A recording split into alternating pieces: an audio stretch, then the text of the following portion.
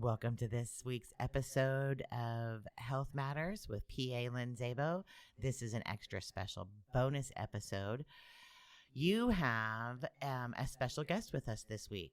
Yeah, Jermanie Brubaker, a local community activist who seems to be able to do it all, actually, is going to talk to us about Mental Health Awareness Month, which is this May, right? Yeah, May is Mental Health Awareness Month since 1949.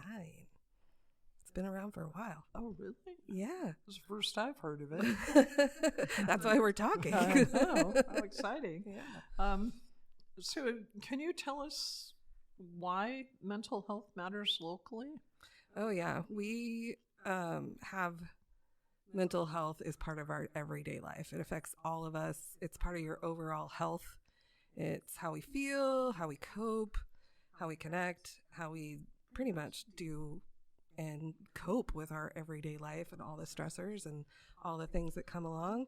And because we are in a small rural community, sometimes we don't have what feels like the same amount of access or connection or things that are available. So we really wanted to highlight this month all the different activities that happen, resources that happen, and talk a little bit about some of the special populations that we want to focus on, ones that came up in our local statistics as being really high at risk, like maternal mental health, youth, veterans, and seniors especially. So we're trying to do some focused resources and information on those groups too. And then the resources are focused on your notes here say awareness, education, prevention, recovery, resilience, connection, and access to care are a big one actually in my world. Yeah. So what can you tell us about how we should look at this for this month? So there's a lot of different ways you can get involved. You can do some of the activities which we have listed out there on our link tree. So if you've ever gone to a link tree, it's linktr.ee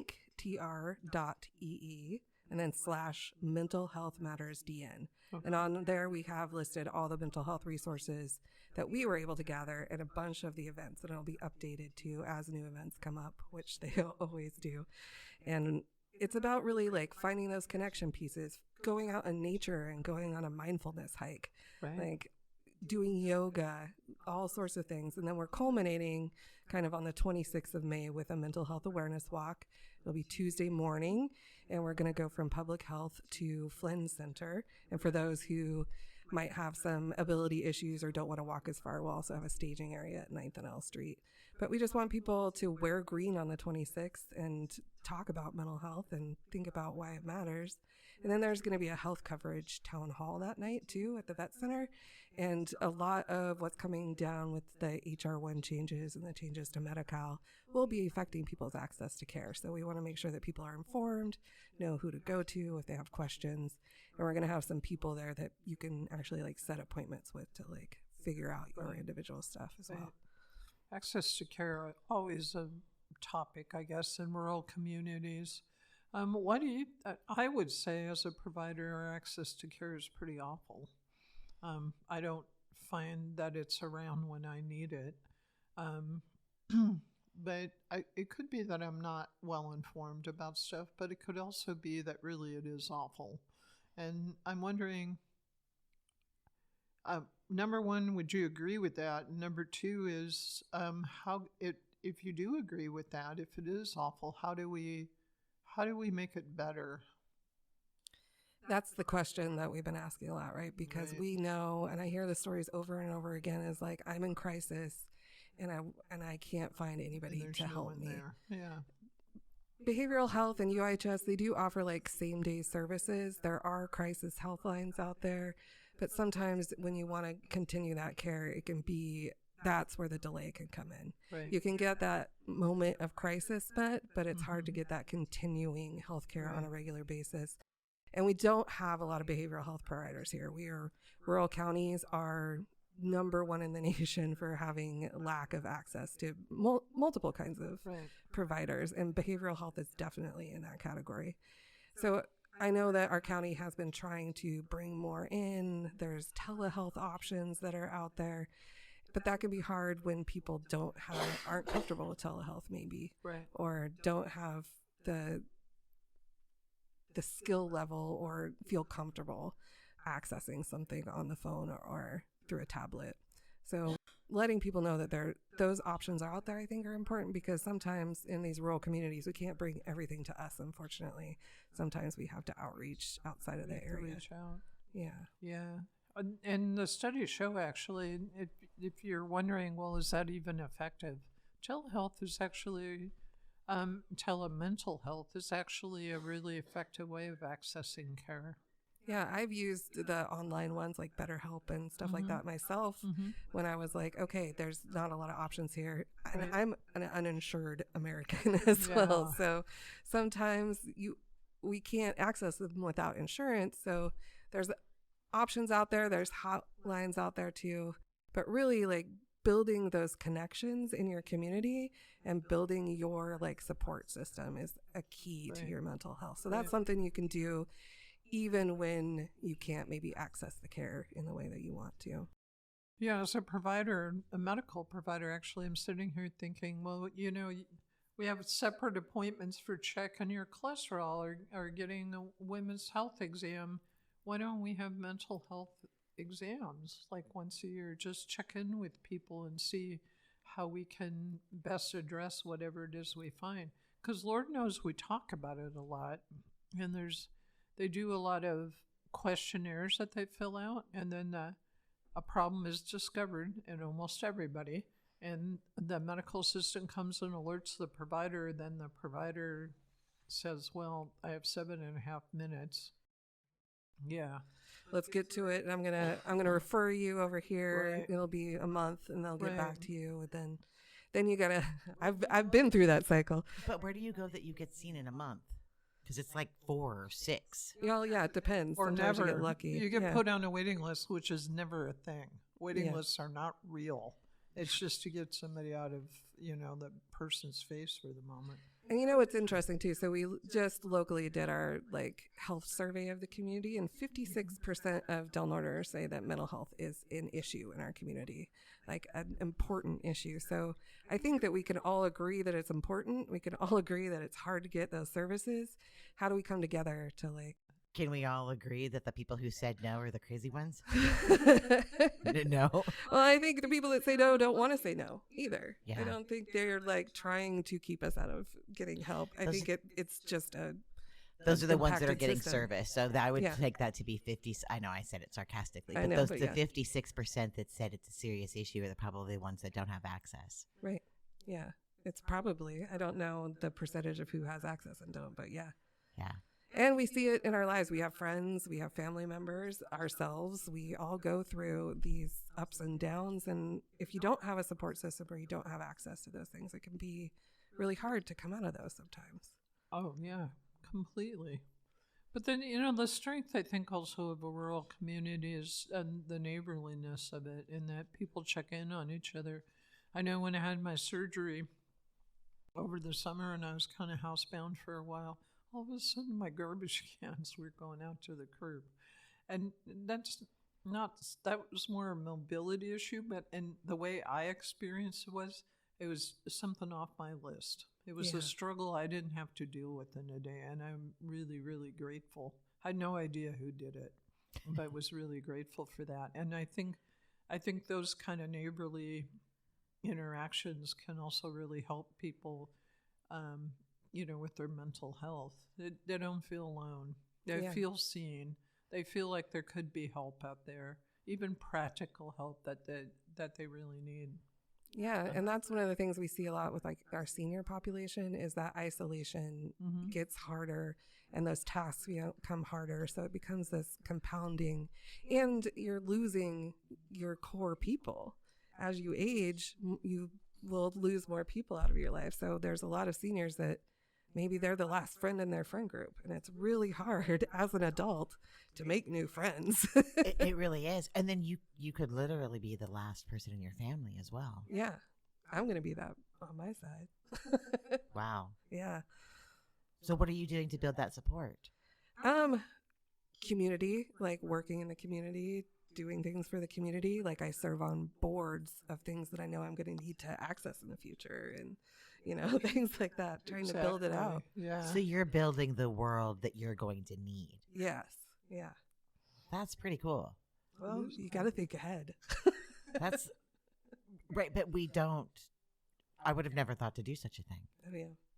Well, it's where you fit in, right? Like, find where you fit in, build that friend group. And I think a lot of us are struggling post-COVID too.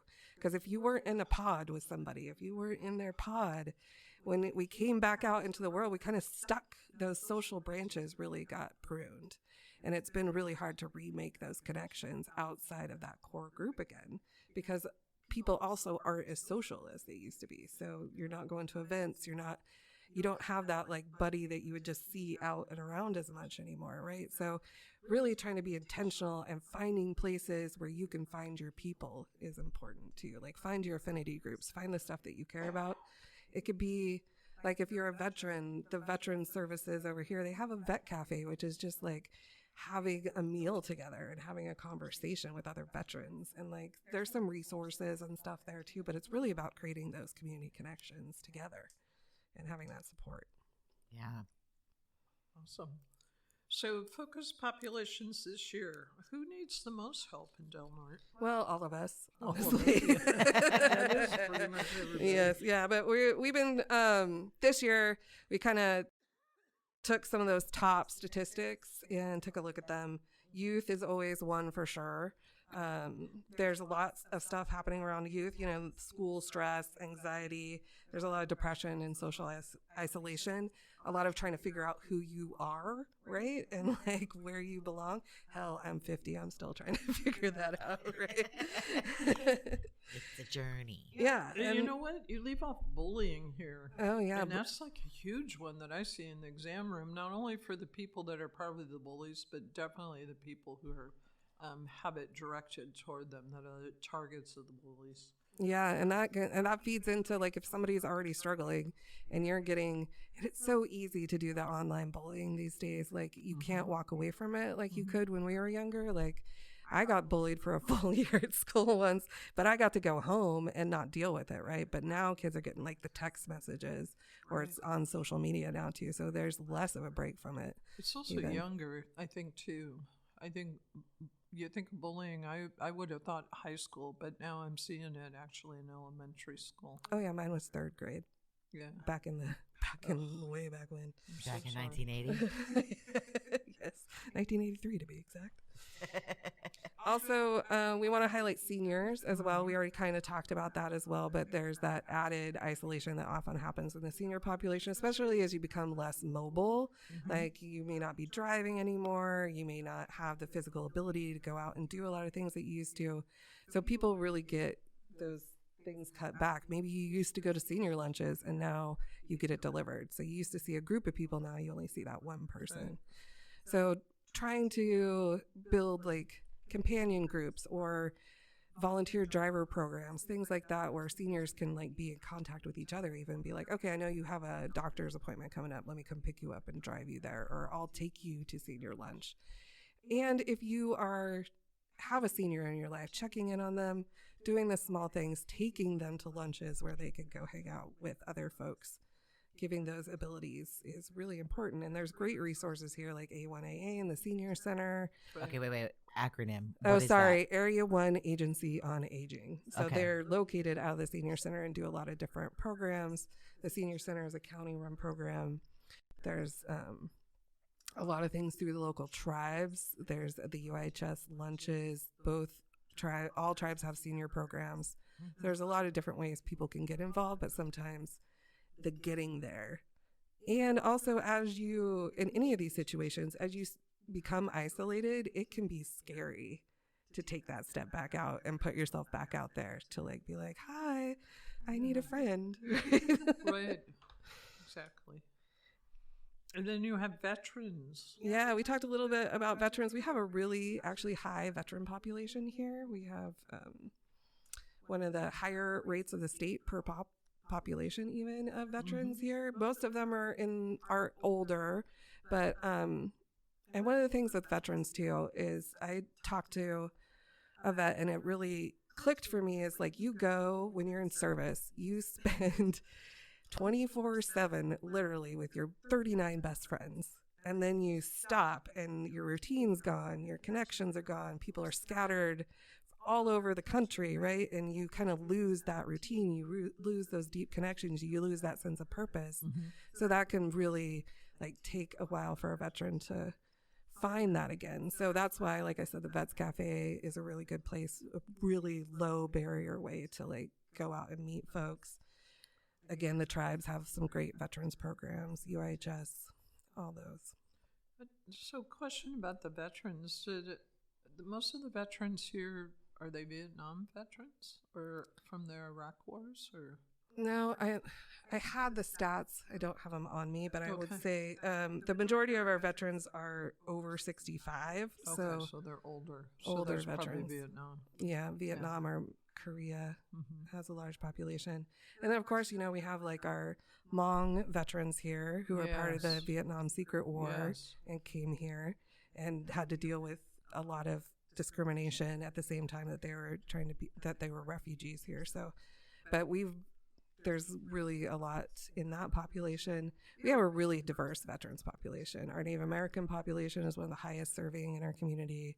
Latino is right behind them. Like, we have a very diverse veteran population. So cultural connection is also really important for everyone, not just veterans, but having that access to culture, spirituality, those things can also really help bolster your mental health. They also tend to take care of their own, which kind of impresses me on a medical thing. Yeah. Is that I know when I worked in a VA that, they were delivering each other for x-rays because there was nobody else to push the wheelchair. And they preferred to be in wards instead of private rooms because there was always a story going on. So, well, yeah, if you're showering and the guy who told me this story was like, yeah, the bathrooms, there's no even stalls. You really get to know each other. And I said, I have nightmares about that. Are you kidding me? And then one I'm interested in right now is maternal mental health. What I see with pregnant women, especially younger pregnant women, is while they're pregnant, they are the center of attention. And at the moment that baby is delivered, then the baby becomes the center of attention. Seems like the mother's forgotten unless there's something to blame her for. But nobody steps up and helps. Yeah, that can be really hard. It's the statistics say 1 in 5 women experience depression or anxiety during pregnancy or postpartum, and 1 in 10 fathers or partners do as well. It can be, it's not just hormonal changes either. It can be a lot of stress. You're not sleeping. Like, it's a whole new way of life. You are isolated with a newborn, like, unless you have family or people coming in and helping you. You're not going out and doing stuff if you have a newborn with you. Yeah, the stakes are high. It feels like if you're not doing the exact right thing, then you've ruined your kid. Right, and there's so much pressure there. So much. We're all going to end up in therapy, right? That's why we're talking about mental health. So, somebody asked me what my favorite thing about being the aunt was, and I said I don't have to pay for college or therapy. There we go. It's a good thing I like about being an auntie, too. Yeah, just as an aside, do you know anything about how we get a hold of some of those diapers that apparently California's given to newborns for the first month? No, but I'm sure we could Google it and find out. Yeah, that's exciting. Cause I did get gun safes from the state, though, and I'm handing them out for Mental Health Awareness Month, too. Yeah. Usually it's the Child Care Council and First Five that bring those programs to Delaware County and administer them. Oh, yeah. Yeah, the diapers and stuff, They would be a great resource. And they're a great resource for mothers, too. When they have parent groups. They have a lot of really great ways for you to connect with people with kids your age. Right. Especially preschool, because like preschool, you start to get those built-in connections, right? Once they're in that school age, but before that school age, it can be really hard to like form your own play group, or if you don't have a bunch of friends that have kids your age, it's good to find those connections and other mothers that you can talk to, or fathers, or just parents in general. Yeah, shout out to Shauna Huggins, who for UIHS does a mother's group. That's incredibly important. And they focus on native crafts and kind of interacting over, a luncheon once a month. And it's really quite charming to see the babies grow. And, I take advantage of it. I show up there every once in a while to give my 2 cents about vaccines or, some other issue. Because mostly I've known those kids when they were positive pregnancy tests. And it's lovely to see them grow. Yeah. And especially to see the mothers step into their role and grow within that role. It's exciting, but it's not easy. No, and I want to say too, like, modeling to your kids that struggle happens and how to deal with stress and talking to them about it as you're dealing with it yourself.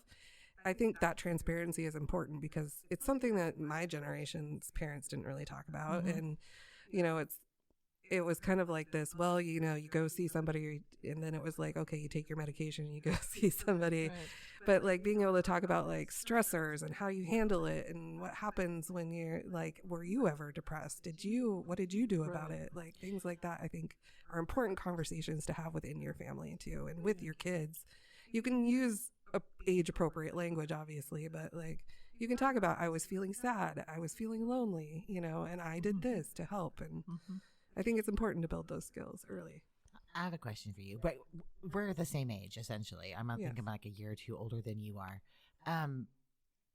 When we talked about like our parents, they didn't have these language and everything else. But our parents and our grandparents were taught that if you have mental health problems, if you have depression, if you have prolonged grief or whatever it is, that you take Quaaludes and drink more martinis. Right. Yeah, it was a different way of medicating, right? It was the socially irresponsible but acceptable way to, like, basically to deal with hard feelings. You medicate yourself. You're going to drink. You're going to, like, do Quaaludes, which, Valium. I mean, mother's little helper, right? Like, yeah. So, I mean, my family has a long history of mental health, and I didn't talk about it or hear about it until I was probably an adult and started asking questions. So like, and it was still not talked about, right? It was a little bit like, oh, I have anxiety, right? But there's a lot of stigma still out there.